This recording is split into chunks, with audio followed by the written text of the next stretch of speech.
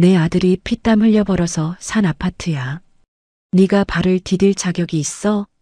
시어머니가 제 짐봉투를 발로 걷어차는 바람에 속옷이랑 화장품이 복도 바닥에 쏟아졌습니다. 그것도 모자라 안방에서 나온 내 고교 동창이 배를 쓰다듬으며 이렇게 말하더라고요. 어머, 테라야. 아직도 안 갔어? 좀 비참하지 않아? 저는 바닥에 쪼그리고 앉아 흩어진 짐을 하나하나 주워 담았습니다. 처량하게, 아주 처량하게요. 근데 글쎄요, 이 사람들이 하나 모르는 게 있었습니다. 그 아파트도 남편 회사도 진짜 주인이 누구인지를요. 안녕하세요. 시청자 여러분. 오늘은 이혼 도장 하나로 시댁을 발칵 뒤집어 놓은 은퇴라 씨의 사연 지금 바로 시작합니다. 가정법원 협의 이혼 확인실에 무거운 문이 닫히는 순간 저는 깊은 숨을 한번 내쉬었습니다. 3년이라는 시간이 마침내 끝났습니다. 복도로 나서자마자 표제이가 양복 안주머니에서 무언가를 꺼내 제 앞으로 내밀었습니다. 이거 너한테도 줘야 할 것 같아서. 분홍빛 청첩장이었습니다. 표제이, 신세리. 두 이름이 금색 글씨로 나란히 박혀 있었죠. 다음 달 12일이야. 올 필요는 없는데 뭐 예의상. 제이가 청첩장을 제 손에 쥐어주며 능청스럽게 웃었습니다. 저는 두 눈을 크게 뜨고 입술을 파르르 떨며 청첩장을 바라보았습니다. 세리랑? 우리 동창 신세리? 그래. 좀 미안하긴 한데 원래 사랑은 어쩔 수 없는 거잖아. 제이가 넥타이 매듭을 매만지며 태연하게 대답했습니다. 저는 청첩장을 쥔 손을 부들부들 떨었습니다. 충격을 받은 전처의 모습, 완벽하게 연기해야 했으니까요. 하지만 속으로는 웃음이 터질 것 같았습니다. 방금 이 멍청한 남자가 서명한 합의서에는 재산 분할을 일체 포기하며 상대방의 채무에 관여하지 않는다는 독소 조항이 들어 있었거든요. 제이는 그 문장의 의미도 모른 채 볼펜을 휘갈겼습니다. 축하해. 저는 목소리를 가늘게 떨며 고개를 숙였습니다. 고마워. 그럼 잘 살아. 제이가 가벼운 손인사를 남기고 건물 앞에 대기하고 있던 검은색 외제 승용차에 올라탔습니다. 법인 차량이죠. 제 돈으로 산 법인 차량. 꽁무니를 빼는 차 뒷모습을 바라보며 저는 중얼거렸습니다. 제이 씨, 그 차도 오래 못 탈 텐데. 택시를 잡아 타고 시댁 아파트로 향했습니다. 3년간 검소한 며느리 노릇을 하며 버텨온 그 집에서 마지막으로 챙길 것들이 남아 있었거든요. 현관 비밀번호를 누르고 문을 열었을 때 저는 제 눈을 의심했습니다. 거실 한복판에 검은 쓰레기 봉투 4개가 뒹굴고 있었습니다. 제 옷가지와 물건들이 아무렇게나 쑤셔 박혀 있었죠. 어머, 왔어? 시어머니 왕춘자 여사가 소파에 다리를 꼬고 앉아 귤을 까먹으며 저를 올려다보았습니다. 어머님, 이게 뭐예요? 제 짐이 왜 이렇게... 뭐긴 뭐야? 짐 싸놓은 거지. 이혼했으면 빨리빨리 나가야 할 거 아냐. 왕 여사가 귤 껍질을 바닥에 툭 던지며 턱짓을 했습니다. 그때 안방 문이 열리더니 신세리가 슬리퍼를 끌며 나왔습니다. 배를 두 손으로 감싸 안은 채 제 앞에서 노골적으로 배를 내밀어 보였죠. 어머, 테라야. 아직 안 갔어? 세리가 고개를 살짝 기울이며 입꼬리를 올렸습니다. 제이 남편이 잘 나가니까 옆에서 무임승차하려고 그렇게 버텼구나. 근데 이제 끝이잖아. 저는 이를 꽉 깨물며 주먹을 움켜쥐었습니다. 참아야 했습니다. 지금 폭발하면 제가 짜놓은 판이 틀어지니까요. 어머님, 저 집만 챙겨서 바로 나갈게요. 당연하지. 우리 제이가 피땀 흘려 벌어서 산 이 아파트에 네가 발을 디딜 자격이 있어? 왕 여사가 벌떡 일어나더니 쓰레기 봉투 하나를 발로 걷어차 현관 밖으로 밀어냈습니다. 봉투가 찢어지면서 제 속옷과 화장품이 복도 바닥에 흩어졌습니다.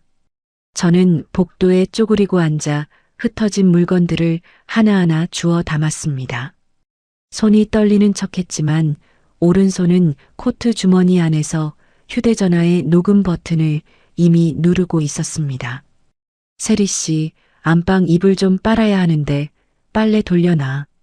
왕 여사가 세리에게 다정하게 말하는 소리가 녹음기에 또렷이 찍혔습니다. 네, 어머니. 제가 할게요.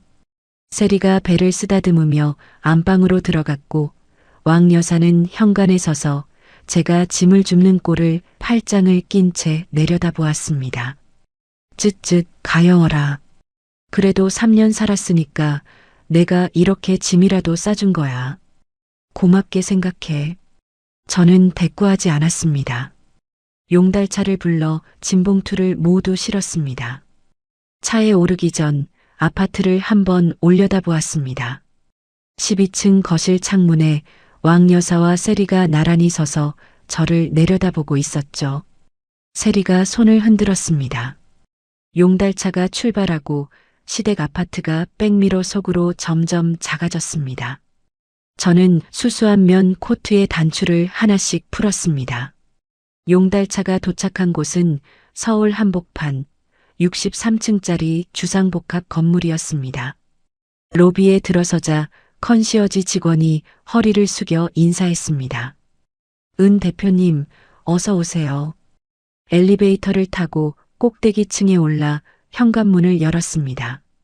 통유리 너머로 서울의 야경이 한눈에 내려다 보이는 넓은 거실이 저를 맞았죠. 저는 면 코트를 벗어 소파 위에 던지고 드레스룸으로 들어갔습니다. 서재 금고를 열자 파일 3개가 가지런히 놓여 있었습니다. 첫 번째 파일, 제2회사의 50억 원대 은행 대출 연대보증서, 보증인 이름 은퇴라. 두 번째 파일, 시댁 아파트 전세 계약서, 계약자 이름 은퇴라. 세 번째 파일, 제2회사의 핵심 기술 특허권 등록증 6건, 권리자 이름 은퇴라. 제2가 자수성가했다고 떠벌렸던 그 회사의 심장과 폐, 그리고 피가 전부 제 것이었습니다. 저는 파일들을 책상 위에 펼쳐놓고 휴대전화를 들었습니다. 오빠 은퇴건의 번호를 눌렀죠. 오빠 나야. 도장 찍었어. 내일 아침 사무실에서 봐. 다음 날 아침 9시 저는 태건 오빠의 로펌 사무실 문을 열었습니다. 오빠는 이미 책상 위에 커피 2잔을 올려놓고 기다리고 있었죠. 앉아.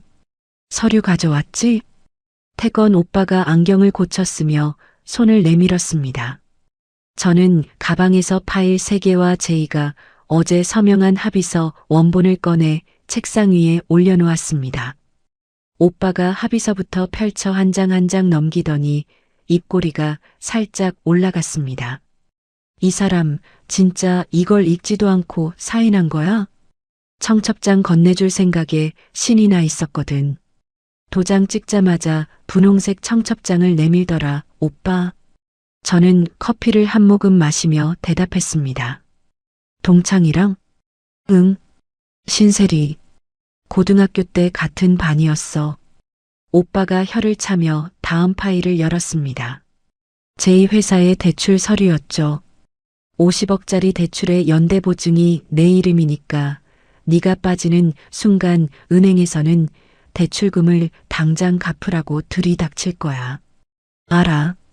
그래서 오늘 바로 은행에 갈 거야. 특허권도 오늘 다 정리하자. 법무팀한테 이미 말해놨어.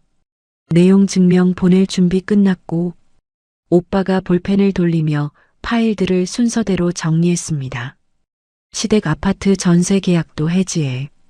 집주인한테 연락하고 가구랑 가전 영수증도 챙겨놨지? 당연하지. 냉장고부터 수저통까지 전부 내 카드로 결제한 거야. 저는 가방에서 두툼한 영수증 뭉치를 꺼내 흔들어 보였습니다. 오빠가 자리에서 일어나 창밖을 바라보며 말했습니다. 태라, 오늘 하루면 저 사람들 발밑이 전부 꺼져. 각오는 된 거지? 3년을 준비했어, 오빠. 저는 커피잔을 내려놓으며 또렷하게 대답했습니다. 같은 시각 제이와 세리는 청담동의 최고급 웨딩홀에 나란히 앉아 있었습니다. 물론 저는 그 자리에 없었지만 나중에 카드 결제 내역으로 전부 확인했죠. 수천만 원짜리 꽃 장식 옵션을 추가하고 하객 답례품을 최고급으로 올리고 드레스 피팅 일정까지 잡았더군요. 전부 제2의 법인카드로요. 왕 여사도 한가했습니다. 강남의 고급 피부과에서 세리가 끊어준 회원권으로 관리를 받으며 동네 지인들에게 전화를 돌리고 있었죠. 우리 제이가 이번에 부잣집 딸을 만났어. 예쁘고 살림도 잘하고 아이고 전 며느리랑은 비교도 안 돼. 왕 여사가 피부과 의자에 기대 앉아 신이 나서 떠들어대고 있을 무렵 저는 주거래 은행의 센터장실 앞에 서 있었습니다. 9시 30분 은행 문이 열리자마자 들어갔습니다. 은퇴라 고객님, 어서 오세요. 무슨 일로 오셨습니까? 센터장이 명함을 건네며 자리를 권했습니다. 저는 이혼 확인서와 함께 한 장의 서류를 책상 위에 올려놓았습니다. 이 서류는 표제의 대표의 회사 대출에 대한 제 연대 보증을 철회하겠다는 신청서입니다. 이혼했으니 더 이상 보증인으로 묶여 있을 이유가 없어요. 센터장의 얼굴이 딱딱하게 굳었습니다. 보증인이 빠지시면 저희 입장에서는 담보가 사라지는 거라서. 네, 알고 있습니다. 그래서 가져온 거예요. 저는 센터장의 말이 끝나기도 전에 서류를 한 장 더 꺼냈습니다. 센터장이 서류를 받아 읽더니 고개를 끄덕였습니다. 알겠습니다. 절차대로 진행하겠습니다. 은행을 나오자마자 시댁 아파트 집주인에게 전화를 걸었습니다. 사장님, 은퇴라입니다. 이혼 절차가 끝나서 연락드려요. 제 이름으로 된 전세 계약을 해지하려고 합니다. 아, 네. 그러시면 현재 거주하시는 분한테 퇴거 안내를 보내야 하는데요. 네, 보내주세요. 거기 살고 있는 분은 더 이상 저와 관계없는 분이니까요. 전화를 끊고 바로 이삿짐 센터에 연락했습니다. 내일 아침 시댁 아파트에서 내 명의의 가정과 가구를 전부 수거해 달라고 접수했죠. 오후가 되자 태건 오빠의 법무팀이 움직이기 시작했습니다. 제 명의로 된 6건의 기술 특허 사용권을 해지한다는 내용 증명이 제2의 회사로 발송되었습니다. 동시에 회사의 주요 거래처 대표들에게도 계약 주체가 변경되었다는 안내 공문이 일제히 나갔죠. 그 시각 제이는 웨딩홀에서 돌아와 회사에 들렀다가 경리부장의 다급한 목소리를 들었을 겁니다. 대표님, 은행에서 대출금 상환 관련 연락이 왔고요. 거래처 3곳에서 결제를 보류하겠다고 통보해 왔습니다. 뭐? 갑자기 왜? 제이가 넥타이를 잡아당기며 경리부장에게 되물었겠지만 아직 사태의 전체 그림은 보이지 않았을 겁니다. 저녁이 되자 제이의 전화가 쏟아지기 시작했습니다. 휴대전화 화면에 제이의 이름이 뜨고 사라지고 다시 뜨기를 반복했죠. 12통, 17통, 23통. 저는 휴대전화를 무음으로 바꾸고 소파 등받이에 기대 앉았습니다. 통유리 너머로 서울의 야경이 반짝이고 있었죠. 내일 아침이면 제2의 회사 서버가 멈추고 왕 여사의 아파트에서는 가구가 빠져나가기 시작할 겁니다. 저는 와인잔을 천천히 기울이며 내일을 기다렸습니다. 다음 날 오전 10시 제2의 회사 주거래 은행에서 공식 경고장을 보냈습니다. 보증인이 빠졌으니 대출금 50억 원을 대신 갚을 담보를 내놓든지 아니면 돈을 전부 돌려달라는 내용이었죠. 저는 오빠의 로펌 회의실에 앉아 실시간으로 보고를 받고 있었습니다. 태건 오빠가 법무팀 직원에게 전화를 받더니 저를 보며 고개를 끄덕였습니다. 은행에서 공문 나갔고 제2회사 쪽에서는 아직 아무 대응도 못하고 있대. 특허 쪽은 서버관리업체에 통보 완료했어. 오늘 중으로 특허 기술 기반 서비스 전부 멈춰. 저는 커피잔을 들어 한 모금 마셨습니다. 손끝 하나 떨리지 않았죠. 그 시각 제2의 회사 로비에서는 난리가 나고 있었습니다. 은행에서 대출금을 회수하겠다는 소문이 퍼지자 하청업체 대표들이 몰려들기 시작한 겁니다. 표 대표, 우리 밀린 돈 3억 어떻게 할 거야? 하청업체 사장 한 명이 로비 접수대를 주먹으로 내리치며 소리를 질렀습니다. 진정하세요. 지금 대표님이 회의 중이라서. 경리부장이 두 손을 내저으며 막아섰지만 소용이 없었죠. 회의는 무슨 회의? 우리도 직원들 월급 줘야 해. 당장 대표 불러. 또 다른 업체 사장이 로비 화분을 발로 걷어차 엎어버렸습니다. 흙이 바닥에 쏟아지고 화분 조각이 사방으로 흩어졌죠. 제이는 대표실에서 문을 잠근 채 전화기를 붙잡고 있었습니다. 투자자들의 항해 전화가 쉴 새 없이 걸려오고 있었거든요. 표 대표, 지금 회사 상황이 어떻게 된 건지 설명해 주시죠. 서버가 멈췄다면서요? 그게 지금 일시적인 문제라서 곧 해결됩니다. 걱정하실 거 없어요. 제이가 책상 모서리를 움켜쥔 채 거짓말을 내뱉었지만 목소리가 갈라지고 있었습니다. 전화를 끊자마자 경리부장이 대표실 문을 두드렸죠. 대표님, 큰일 났습니다. 특허 사용 금지 통보가 들어와서 핵심 서비스 서버를 전부 내려야 합니다. 뭐라고? 특허가 왜 갑자기? 제이가 문을 열고 나오다 복도에서 밀려오는 채권자들의 고함 소리에 얼굴이 하얗게 질렸습니다. 같은 시각 저는 오빠의 사무실에서 또 다른 보고를 기다리고 있었습니다. 시댁 아파트 쪽 소식이었죠. 오전 11시 이삿짐 센터 직원 4명이 시댁 아파트 현관 앞에 도착했습니다. 집주인이 보낸 퇴거 안내 서류도 함께였죠.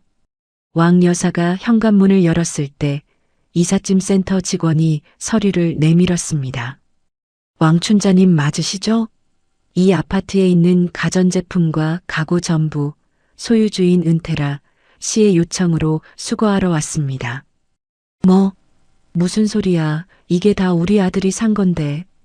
왕 여사가 팔을 벌려 현관을 막아섰습니다. 여기 구매 영수증이 있습니다. 냉장고, TV, 소파, 식탁, 에어컨, 전부 은퇴라 씨 명의의 카드로 결제된 물건입니다. 직원이 영수증 사본 뭉치를 왕 여사 앞에 펼쳐 보였습니다. 왕 여사의 눈이 커졌다가 이내 얼굴이 벌겋게 달아올랐죠. 이건 며느리가 당연히 해야 할 일을 한 거지. 시집살이 하면서 집안 살림 사는 게 당연한 거 아니야? 왕 여사가 악을 썼지만 이삿짐 센터 직원들은 서류를 확인한 뒤 묵묵히 거실로 들어가 TV부터 벽에서 떼어내기 시작했습니다. 야, 이거 나. 놓으라고. 왕 여사가 직원의 팔을 잡아당겼지만 집주인에게서 전화가 걸려왔습니다. 왕춘자 씨, 이 집 전세금이 은퇴라 씨 명의인 거 아시죠? 은퇴라 씨가 계약을 해지했어요. 보증금은 은퇴라 씨한테 돌려줘야 하니까 죄송하지만 이번 달 안으로 집을 비워주셔야 합니다. 왕 여사의 손에서 힘이 빠졌습니다. 전화기를 쥔 채 그 자리에 털썩 주저앉았죠. 이게 무슨 이 집이 우리 제이가 산 거라고. 왕 여사가 허공을 바라보며 중얼거리는 사이 직원들은 냉장고를 옮기고 소파를 드러내고 식탁을 분해하기 시작했습니다. 1시간도 되지 않아 거실은 텅 비었습니다. 맨바닥에 먼지 자국만 남았죠. 왕 여사가 제게 전화를 걸기 시작했습니다. 1통, 2통, 10통, 20통. 저는 화면에 뜨는 왕 여사의 이름을 가만히 내려다보았습니다. 30통, 50통, 70통. 전화는 멈추지 않았습니다. 저는 의자 등받이에 몸을 기대고 천장을 올려다보며 기다렸죠. 88통. 부재중 전화가 정확히 88통이 찍혔을 때 저는 전화를 받았습니다. 아가, 테라야. 이게 무슨 짓이야? 어머니한테 이럴 수가 있어? 당장 사람들 돌려보내고 집 좀. 아줌마, 누구세요? 왕 여사의 말이 뚝 끊겼습니다. 숨소리만 수화기 너머로 거칠게 들려왔죠. 저는 전화를 끊고 왕 여사의 번호를 차단 목록에 등록했습니다. 오빠가 회의실 문을 열고 들어오며 물었습니다. 시댁 쪽도 정리됐어? 응, 깨끗하게. 저는 휴대전화를 책상 위에 내려놓으며 대답했습니다. 태건 오빠가 노트북 화면을 돌려 보여주었습니다. 제2의 법인카드가 정지되면서 웨딩홀과 드레스샵에서 예약 취소와 함께 위약금 청구서가 날아갔다는 내용이었죠. 세리 쪽 결혼 준비도 전부 날아갔어. 웨딩홀 위약금만 수천만 원이야. 오빠가 화면을 스크롤하며 말했습니다. 그날 저녁 세리가 제2의 회사로 찾아갔습니다. 나중에 사진으로 확인한 장면이었죠. 로비에서 채권자들에게 둘러싸여 땀을 흘리고 있던 제이 앞에 세리가 나타났습니다. 제이야, 결혼식이 취소됐어. 웨딩홀에서 전화 왔는데 카드가 안 된다잖아. 이게 어떻게 된 거야? 세리가 제이의 양복깃을 움켜쥐며 따져 물었습니다. 나한테 왜 그래? 나도 지금 죽겠다고. 제이가 세리의 손을 뿌리치며 소리를 질렀습니다. 그러니까 네가 뭘 한 거냐고. 은테라한테 다 뺏기고 이 꼴이 된 거잖아. 네가 그 여자 자리에 들어오겠다고 해놓고 이제 와서 나한테 뭐라 하는 거야. 둘은 로비 한복판에서 서로의 옷깃을 잡고 밀치며 추하게 엉켜붙었습니다. 채권자들이 팔짱을 끼고 구경했죠. 태건 오빠가 고용한 사람이 그 현장을 사진으로 찍어 보내왔습니다. 로비에서 머리채를 잡고 싸우는 제이와 세리, 그리고 짐가방을 끌고 텅 빈 아파트 복도를 걸어 나오는 왕 여사의 뒷모습까지. 저는 사진들을 한 장씩 넘겨보며 휴대전화를 내려놓았습니다. 한 달이 지났습니다. 제 새 회사 은컨설팅은 강남 한복판의 오피스 빌딩 7층에 자리를 잡았죠. 대형 기업 2곳과 경영 자문 계약을 따냈고 직원도 12명으로 늘었습니다. 그날 아침 저는 대표실 책상에 앉아 다음 주 프레젠테이션 자료를 검토하고 있었습니다. 격리 담당 직원이 문을 두드리더니 얼굴이 하얗게 질린 채 들어왔죠. 대표님, 법인 통장이 막혔습니다. 막혔다니 무슨 소리야? 은행에 확인해 봤는데 법원에서 가압류가 걸렸다고 합니다. 통장 전체가 거래 정지 상태예요. 저는 볼펜을 내려놓고 격리 직원의 얼굴을 똑바로 바라보았습니다. 어디서 걸었는지 확인했어? 표제이라는 사람이 원고로 되어 있다고 합니다. 제이? 이 사람이 아직도 발악을 하고 있었군요. 저는 곧바로 태건 오빠에게 전화를 걸었습니다. 오빠, 제이가 내 법인 통장에 가압류를 걸었어. 뭐? 무슨 명목으로? 아직 정확히 모르겠어. 은행에서는 법원 결정문만 확인했다고 하고. 알았어. 내가 바로 법원에 확인할 테니까 서류 들고 사무실로 와. 전화를 끊고 가방을 챙기려는데 사무실 현관 쪽이 갑자기 소란스러워졌습니다. 직원 하나가 대표실로 뛰어들어왔죠. 대표님, 세무서에서 나왔다는 분들이 오셨는데요. 심장이 한 박자 빠르게 뛰었지만 저는 표정을 바꾸지 않았습니다. 안내해. 회의실로 들어서니 양복 차림의 조사관 2명이 서류 가방을 펼쳐놓고 앉아 있었습니다. 은테라 대표님이시죠? 관할 세무서 조사팀입니다. 귀사의 자금 출처와 관련하여 제보가 접수되어 확인차 방문했습니다. 어떤 제보인지 여쭤봐도 될까요? 이혼 전 배우자의 회사에서 자금을 빼돌려 신규 법인을 설립했다는 내용입니다. 우선 최근 6개월간의 회계장부와 자금 이동 내역을 제출해 주시기 바랍니다. 조사관이 서류 한 장을 밀어내밀었습니다. 세무조사 착수 통지서였죠. 가압류의 세무조사까지. 제이가 동시에 두 방을 날린 겁니다. 저는 통지서를 받아들고 조용히 읽었습니다. 자료 준비해서 제출하겠습니다. 조사관들이 나간 뒤 사무실 분위기가 얼어붙었습니다. 직원들이 복도에서 수군거리는 소리가 대표실까지 들려왔죠. 세무서에서 사람이 나왔다는 소문은 회사 안에서 불처럼 번지게 마련이니까요. 저는 서류 가방을 들고 택시를 잡아 태건 오빠의 로펌으로 향했습니다. 차 안에서 격리 직원에게 전화가 왔습니다. 대표님, 내일 만기 도래하는 어음이 2억 4천만 원입니다. 통장이 풀리지 않으면 결제가 안 됩니다. 알았어. 오늘 안에 해결할 테니까 거래처에는 내가 직접 연락할게. 전화를 끊고 창밖을 바라보았습니다. 내일까지 통장이 안 풀리면 돈이 있는데도 어음을 막지 못하는 상황이 벌어집니다. 그렇게 되면 회사의 신용이 바닥을 치죠. 로펌 회의실에 도착하니 태건 오빠가 이미 법원에서 받아온 서류를 펼쳐놓고 있었습니다. 확인했어. 제이가 너한테 민사소송을 걸었더라. 이혼 전에 회사 자금을 빼돌려서 새 회사를 차렸다. 그러니까 돈을 돌려달라. 이런 내용이야. 말도 안 되는 소리를 소장에 써서 냈네. 근데 판사가 일단 가압류를 승인해버렸어. 소명 자료가 그럴듯하게 꾸며져 있었나 봐. 오빠가 이마를 짚으며 소장 사본을 넘겼습니다. 세무 쪽도 제이가 한 거야? 응. 내가 돈 세탁을 했다고 세무서에 제보했대. 오빠가 한숨을 내쉬더니 의자 등받이에 몸을 기댔습니다.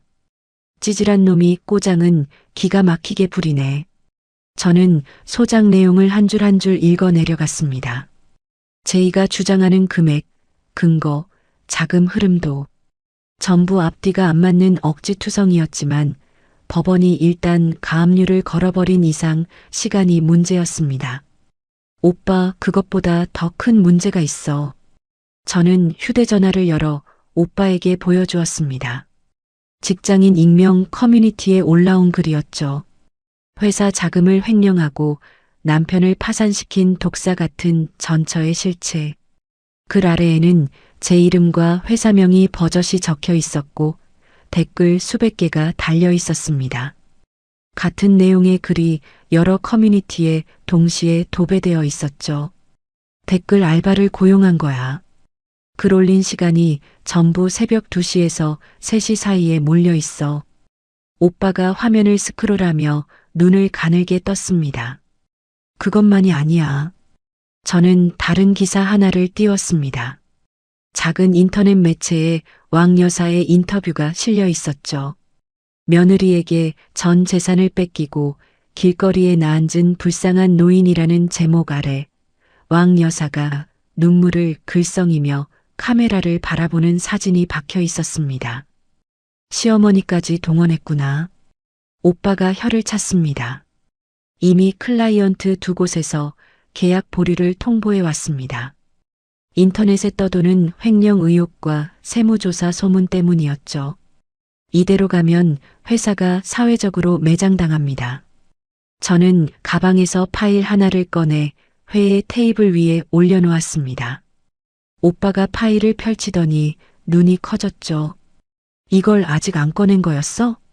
이럴 때 쓰려고 아껴둔 거야, 오빠. 파일 안에는 제2회사에 돈을 넣어줄 때마다 작성한 차용증 원본 수십 장이 들어 있었습니다.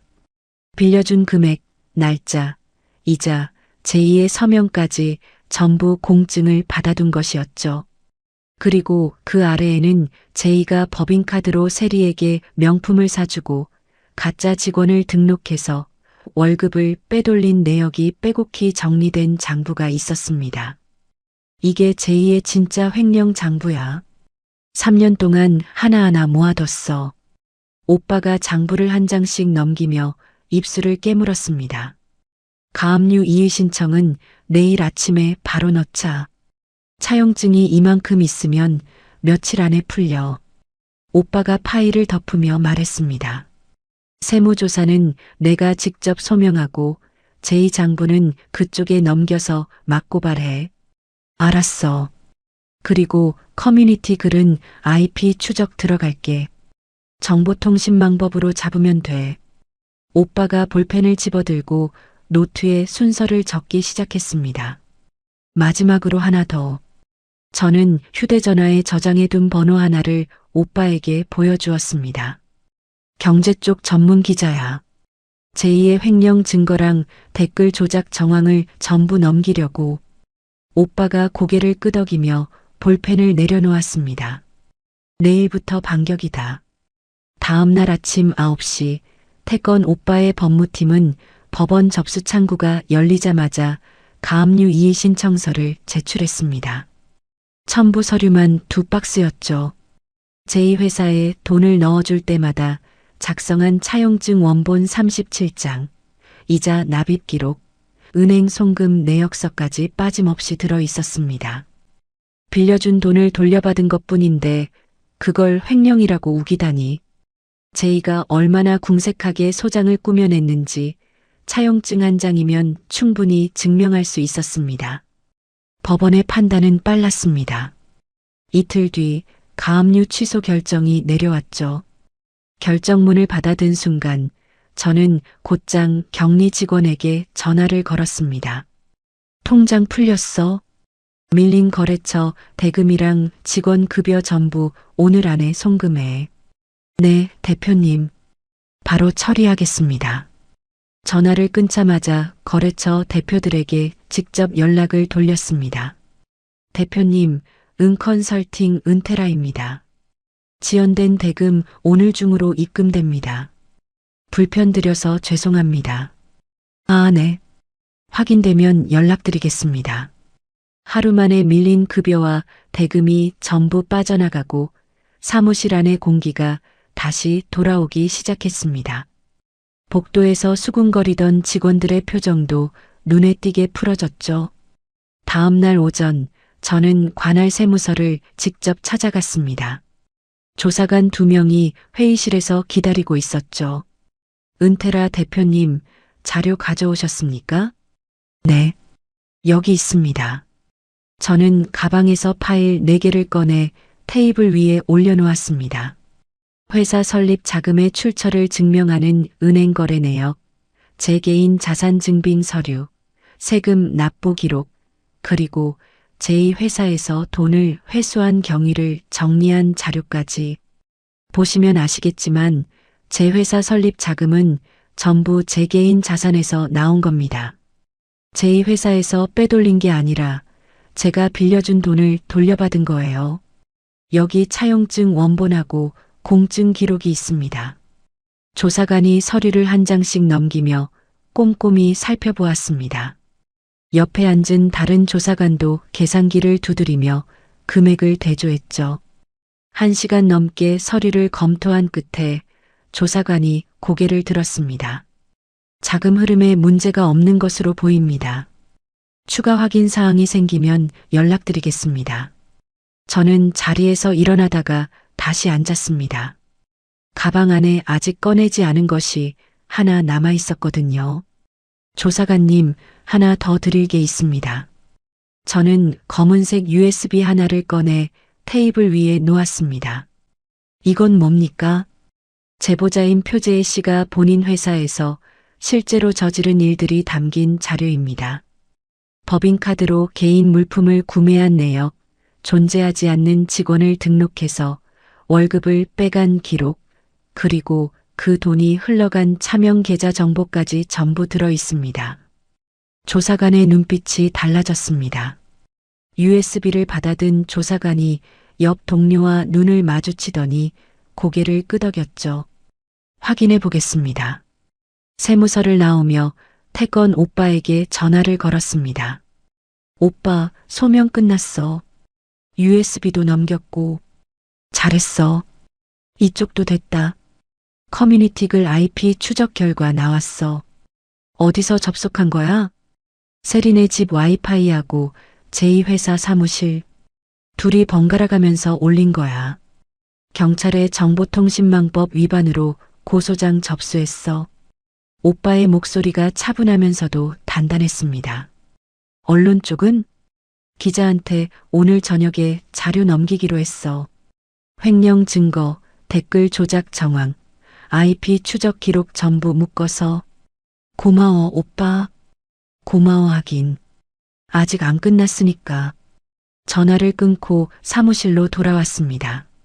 제 책상 위에는 결제할 서류가 수북이 쌓여 있었죠. 밀린 업무를 처리하면서 동시에 한 가지를 더 준비했습니다. 제이를 상대로 한 역소송이었습니다. 근거도 없는 가압류로 회사 통장을 묶어놓은 바람에 거래처, 대금 지급이 지연되고 클라이언트가 계약을 보류하고 회사의 신용에 금이 갔습니다. 그 피해를 전부 돈으로 물어내라는 소송이었죠. 태건 오빠의 법무팀이 소장을 작성해 오후에 법원에 접수했습니다. 청구 금액은 수십억 원. 저녁 7시 태건 오빠가 경제 전문 기자를 만났습니다. 제2의 횡령 증거, 가짜 직원 등록 내역, 세리의 차명 계좌, 커뮤니티 댓글 조작 IP 기록. 기자의 손에 모든 자료가 넘어갔죠. 오빠에게서 마지막 문자가 왔습니다. 기자가 내일 아침 기사 내보낸대. 일면이래. 저는 휴대전화를 책상 위에 내려놓고 사무실 창밖을 바라보았습니다.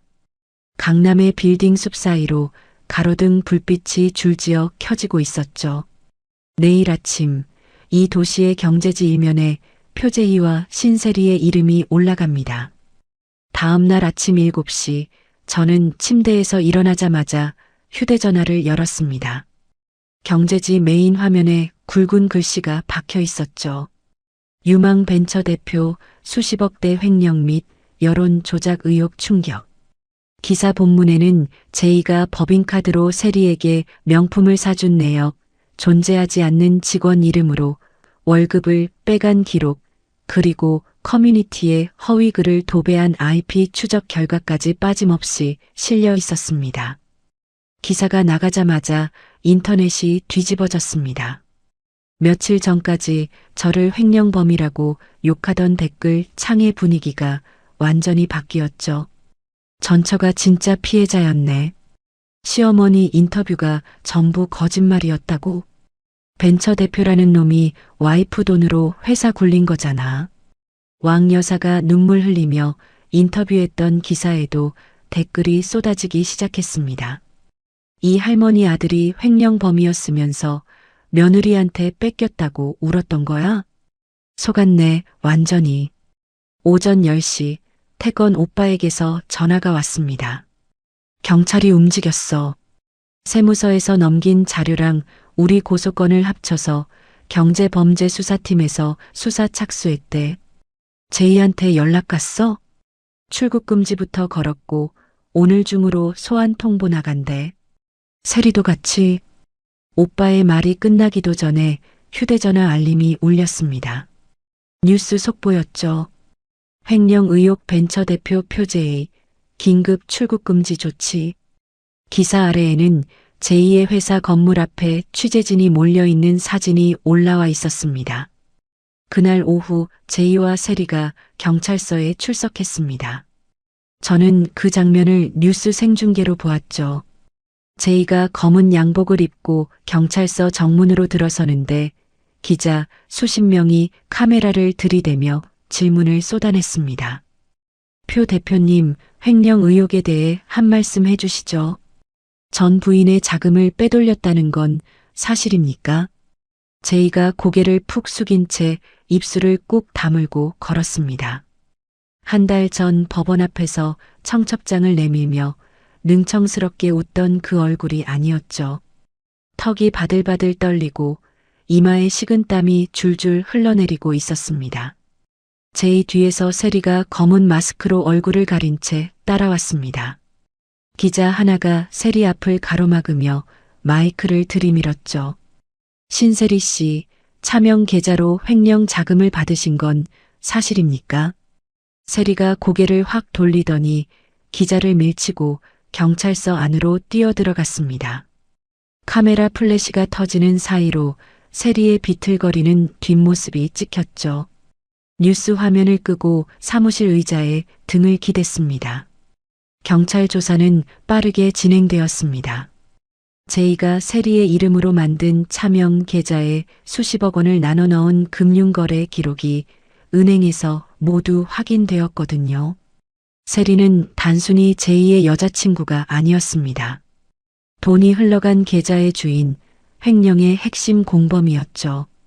조사가 시작된 지 사흘째 되는 날, 태건 오빠에게서 연락이 왔습니다. 구속영장 청구됐어. 둘 다. 사유가 뭐래? 증거를 없앨 우려가 있고 도망칠 가능성이 높다고 판단했대. 횡령 금액이 크니까. 그날 밤 뉴스에 제이와 세리의 구속 소식이 나왔습니다. 벤처 대표 표제의 수십억 횡령 혐의로 구속. 내연녀 신세리도 공범으로 함께 구속. 화면에는 제이가 수갑을 찬 채 고개를 떨군 모습이 잡혔습니다. 바로 뒤에서 세리가 교도관에게 팔을 잡힌 채 끌려가면서 제이를 향해 악을 썼죠. 다 당신 때문이야. 당신이 돈 많다고 했잖아. 나한테 왜 이래? 세리의 비명 같은 목소리가 경찰서 복도에 울려 퍼졌습니다. 제이는 돌아보지도 않았죠. 고개를 숙인 채 질질 끌려갔습니다. 그 뉴스 아래로 왕 여사에 대한 기사가 하나 더 올라왔습니다. 아들 구속에 부양 능력 상실, 전 시어머니 왕춘자 씨 월세 체납으로 퇴거 위기. 왕 여사가 아들 구속 후 밀린 월세를 내지 못해 후미진 골목의 단칸방에서마저 쫓겨나게 되었다는 내용이었습니다. 그날 저녁 왕 여사에게서 전화가 왔습니다. 차단했던 번호가 아니라 공중전화였죠. 저는 모르는 번호라 받았습니다. 테라야, 나야, 어머니야. 제발 전화 좀 끊지 마. 제이가 잡혀갔어. 나 지금 갈 데가 없어. 한 번만 봐주면 안 되겠니? 왕 여사의 목소리가 갈라지고 코를 훌쩍이는 소리가 수화기 너머로 들려왔습니다. 저는 3초 동안 아무 말 없이 왕 여사의 울음소리를 들었습니다. 그리고 전화를 끊었죠. 태건 오빠의 법무팀에서 다음 날 왕 여사에 대한 접근 금지 서류를 보냈습니다. 앞으로 어떤 방법으로든 저에게 연락하면 법적 조치를 취하겠다는 내용이었죠. 세리의 가족들도 소식이 들려왔습니다. 세리의 부모와 언니가 면회 한 번 오지 않고 연락을 끊었다고 했죠. 횡령 공범의 가족이라는 꼬리표가 붙는 게 두려웠던 겁니다. 저는 사무실 책상에 앉아 내일 클라이언트 미팅 자료를 펼쳤습니다. 계약을 보류했던 두 곳에서 다시 연락이 왔거든요. 기사를 보고 사실관계를 확인한 뒤 계약을 재개하겠다는 내용이었습니다. 저는 서류에 펜을 대며 다음 일정을 정리했습니다. 몇 달이 흘렀습니다. 나뭇잎이 노랗게 물들기 시작한 어느 가을 아침, 저는 법원 정문 앞에 서 있었습니다. 태건 오빠가 차에서 내리며 저를 바라보았습니다. 긴장돼? 아니. 저는 코트깃을 여미며 짧게 대답했습니다. 오빠가 고개를 끄덕이더니 먼저 법원 안으로 걸어 들어갔죠. 방청석 맨 앞줄에 앉았습니다. 법정 안은 기자들과 방청객으로 빼곡했죠. 카메라 셔터 소리가 쉴 새 없이 울렸습니다. 잠시 후 연문이 열리고 제이와 세리가 수의를 입은 채 교도관에게 양쪽 팔을 잡힌 모습으로 들어왔습니다. 제이의 얼굴을 보는 순간 저는 속으로 한 박자 멈췄습니다. 구속된 지 몇 달 만에 광대뼈가 툭 튀어나올 만큼 볼이 꺼져 있었고 눈 밑에는 시커먼 그늘이 내려앉아 있었죠. 법원 앞에서 청첩장을 내밀던 그 사람이 맞는지 의심이 들 정도였습니다. 세리도 마찬가지였습니다. 단정하게 말아 올리던 머리카락이 헝클어진 채 얼굴을 덮고 있었고 고개를 숙인 채 바닥만 보며 피고인석에 앉았죠. 재판장이 입장하고 법정이 조용해졌습니다. 재판장이 서류를 펼치며 입을 열었습니다. 피고인 표제의, 피고인 신세리. 두 사람은 피해자의 자본을 이용해 부당한 이득을 취했습니다.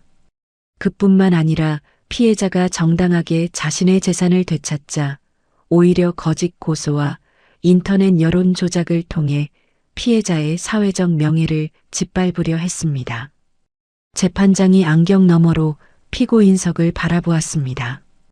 이러한 행위는 죄질이 극히 불량하며 반성의 태도 또한 충분하지 않다고 판단합니다. 법정 안이 숨소리조차 들리지 않을 만큼 고요해졌습니다. 피고인 표제이에게 징역 5년을 선고하며 횡령금 전액의 추징을 명합니다. 제이의 어깨가 축 꺼졌습니다. 피고인석의 난간을 두 손으로 움켜쥐었지만 손가락 마디가 하얗게 질려 있었죠. 피고인 신세리에게 징역 3년을 선고합니다. 세리의 몸이 한쪽으로 기울었습니다. 옆에 선 교도관이 팔을 잡아 부축했죠. 피고인들을 법정에서 구속합니다. 재판장의 마지막 한마디가 떨어지자 법정 안에 웅성거리는 소리가 퍼졌습니다. 카메라 셔터가 미친 듯이 터져나왔죠. 제이가 피고인석에서 무릎이 꺾이며 주저앉았습니다. 교도관 2명이 양쪽에서 제이의 팔을 잡아 일으켜 세웠죠. 그 순간 세리가 벌떡 일어나 제이를 향해 손가락질을 했습니다. 다 너 때문이야. 네가 돈 있다고 잘 될 거라고 했잖아. 나한테 결혼하자고 해놓고 이게 뭐야. 세리가 목이 터져라 악을 질렀습니다. 시끄러워. 네가 계좌 만들어서 돈 빼자고 한 거잖아. 제이가 교도관에게 붙잡힌 채로 고개를 돌려 세리에게 소리쳤습니다. 뭐라고? 지금 나한테 뒤집어 씌우는 거야? 세리가 교도관의 손을 뿌리치려 발버둥 쳤습니다. 교도관 3명이 달려들어 세리의 양팔을 꺾어 잡고 법정 밖으로 끌어냈죠. 세리의 비명이 복도 끝까지 울려 퍼졌습니다. 저는 그 모든 것을 아무런 표정 없이 지켜보았습니다. 재판이 끝나고 법정 밖으로 나왔습니다. 복도를 걸어 로비로 향하는데 누군가 제 앞을 가로막았죠. 왕춘자 여사였습니다. 머리카락이 기름지게 엉겨붙어 있었고 누런 점퍼 소매가 해져 실밥이 풀려 있었습니다. 한쪽 손에는 무료 급식소의 비닐봉지를 들고 있었죠.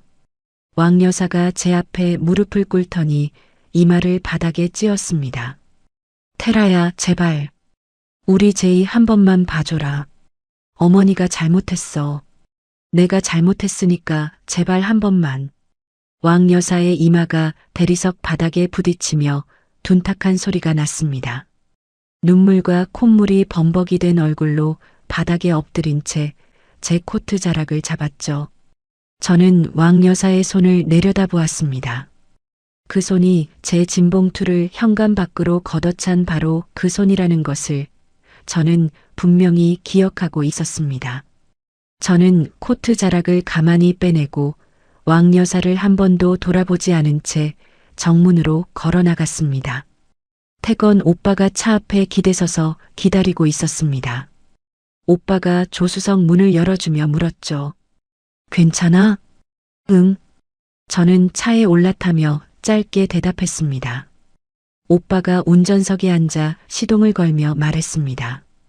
제이가 숨겨놓은 나머지 재산도 파산 절차를 통해 전부 압류 들어갔어. 세리 이름으로 된 것까지 싹 다. 빚은? 횡령금 추징에 우리 역소송 배상금까지 합치면 출소해도 평생 갚아야 할 거야. 저는 고개를 끄덕였습니다. 오빠가 서류 한 장을 건넸습니다. 제2의 회사 파산에 따른 마지막 채권 회수 서류였죠. 저는 볼펜을 꺼내 서명란에 이름을 적었습니다. 이제 끝이야, 오빠. 그래. 끝났어. 오빠가 차를 출발시켰습니다. 창문을 열자 가을바람이 차 안으로 들어왔죠.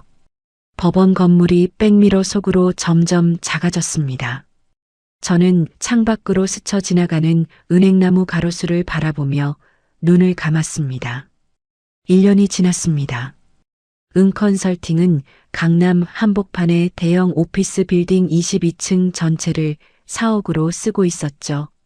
직원은 12명에서 60명으로 늘었고 굵직한 기업 실사 프로젝트를 연달아 성공시키며 업계에서 가장 빠르게 성장하는 컨설팅 회사로 이름을 올렸습니다. 그날 아침 대표실 책상 위에 경제 전문지 한 권이 놓여 있었습니다. 표지에 제 얼굴이 실려 있었죠. 올해의 여성 CEO, 은컨설팅 은테라 대표. 저는 잡지를 집어들고 표지를 한참 들여다보았습니다. 3년 전 시댁 현관 앞에서 쓰레기 봉투에 담긴 짐을 줍던 여자의 얼굴이 아니었습니다. 잡지를 책상 서랍에 넣고 결제 서류를 펼쳤습니다. 다음 분기 투자 유치 계획서, 신규 클라이언트 계약서, 해외 지사 설립 검토 보고서, 은컨설팅이라는 이름 석자 위에 제 서명을 하나하나 올렸습니다. 점심때 태권 오빠에게서 전화가 왔습니다. 테라, 밥 먹었어? 아직. 서류 보고 있었어. 제의 근황 들었어? 저는 볼펜을 멈추고 수화기에 귀를 기울였습니다. 추징금 압박에 교도소 안에서 노역을 하고 있는데 하루하루 버티기 힘든 모양이야. 면회 오는 사람도 없고, 세리는 수감자들 사이에서 완전히 왕따래. 불륜의 횡령범이라고 아무도 상대를 안 한대. 저는 창밖을 바라보았습니다. 가을 햇살이 유리창에 부딪혀 반짝이고 있었죠. 왕 여사는? 오빠가 잠깐 뜸을 들이더니 조용히 말했습니다. 재개발 구역 쪽 지하철역이랑 무료 급식소를 왔다 갔다 하면서 지내고 있대. 지나가는 사람 붙잡고 아들 자랑을 하는데 아무도 안 들어준다더라. 저는 아무 말 없이 오빠의 말을 들었습니다. 불쌍하다는 얘기는 아니야. 그냥 알려주는 거야. 알아, 오빠. 전화를 끊고 의자 등받이에 기대 앉았습니다. 대표실 벽 한쪽에는 은컨설팅의 첫 번째 계약서가 액자에 넣어져 걸려 있었죠. 가압류가 풀리던 날 밤 사무실에 홀로 앉아 떨리는 손으로 서명했던 바로 그 계약서였습니다. 저녁 7시 회사 근처 고급 레스토랑에서 전 직원이 모였습니다. 은컨설팅 창립 1주년 축하 파티였죠. 직원들이 샴페인 잔을 들고 저를 바라보았습니다. 저는 자리에서 일어나 잔을 들었습니다. 1년 전에 이 회사를 만들 때 법인 통장이 묶이고 세무조사가 들이닥치고 인터넷에 온갖 거짓말이 떠돌아다녔어요. 그때 여러분 중 누구도 저를 떠나지 않았죠. 직원들이 조용히 귀를 기울였습니다. 그때 깨달은 게 있어요. 우리를 지켜주는 건 좋은 말이나 화려한 간판이 아니라 한 장 한 장 정직하게 쌓아 올린 서류와 투명한 숫자라는 겁니다. 계약서 한 장이 1000마디 말보다 강합니다. 저는 잔을 높이 들었습니다. 앞으로도 이 원칙 하나만 지키면 은컨설팅은 누구도 무너뜨리지 못합니다. 1주년 축하합니다, 여러분. 직원들이 환호하며 잔을 부딪혔습니다. 샴페인 거품이 넘치고 웃음소리가 레스토랑 안을 가득 채웠죠. 파티를 마치고 레스토랑 밖으로 나오니 태권 오빠가 입구 앞에 서서 기다리고 있었습니다. 양복 주머니에 두 손을 넣은 채 환하게 웃고 있었죠. 좋은 연설이었어. 들었어? 안에서 다 들려. 목소리가 커서. 저는 웃으며 오빠 옆에 나란히 섰습니다. 오빠가 걸으며 말했죠. 다음 분기에 대형 투자 유치건이 하나 들어왔어. 규모가 꽤 커. 내일 사무실에서 같이 보자. 좋아. 내일 아침에 갈게. 저는 고개를 끄덕이며 걸음을 옮겼습니다. 강남의 밤거리에 빌딩의 불빛이 쏟아져 내리고 있었죠. 3년 전 용달차 뒷자리에서 시댁 아파트가 멀어지는 것을 바라보던 저는 아무것도 가진 게 없는 쫓겨난 며느리처럼 보였을 겁니다. 하지만 진짜 제 것은 단 하나도 잃지 않았죠. 진정한 힘은 누군가의 아내라는 이름이 아니라 제 손으로 쌓아 올린 능력과 제 이름이 찍힌 서류에서 나옵니다. 저는 서울의 밤하늘을 올려다보며 발걸음을 내디뎠습니다. 여러분, 오늘 이야기 끝까지 들으셨죠? 은테라 씨는 3년이라는 시간 동안 참 많은 것을 참았습니다. 시어머니의 구박도, 남편의 무능함도, 동창의 배신도요. 하지만 테라 씨가 진짜 대단했던 건 감정에 휘둘려서 소리 지르거나 울면서 매달리지 않았다는 겁니다. 대신 서류를 모았죠. 차용증, 영수증, 계약서, 녹음 파일. 한 장 한 장이 전부 무기였습니다. 여러분, 사람이 정말 무서울 때가 언제인지 아세요? 울 때가 아니라 웃으면서 준비할 때입니다. 테라 씨가 바닥에 쪼그리고 앉아 짐을 주워 담을 때 시어머니와 세리는 이겼다고 생각했겠죠. 근데 그 순간에도 코트 주머니 안에서는 녹음 버튼이 눌려 있었습니다. 결국 자수성가했다고 떠벌리던 남편은 감옥에 갔고 부잣집 딸이라며 끼어든 동창도 같이 끌려갔습니다. 아들 돈으로 산 집이라고 큰 소리 치던 시어머니는 그 집이 며느리 돈이었다는 걸 알고 나서야 바닥에 주저앉았죠. 허세는 오래가지 못합니다. 남의 것 위에 세운 자신감은 주인이 돌아오는 순간 무너지게 되어 있으니까요. 진짜 내 것은 내 이름이 찍힌 서류 위에만 존재합니다. 테라 씨가 증명한 건 바로 그 한 가지였습니다. 이야기를 끝까지 들어주신 분이 계시다면 잘 들었다고 댓글 하나만 남겨주세요.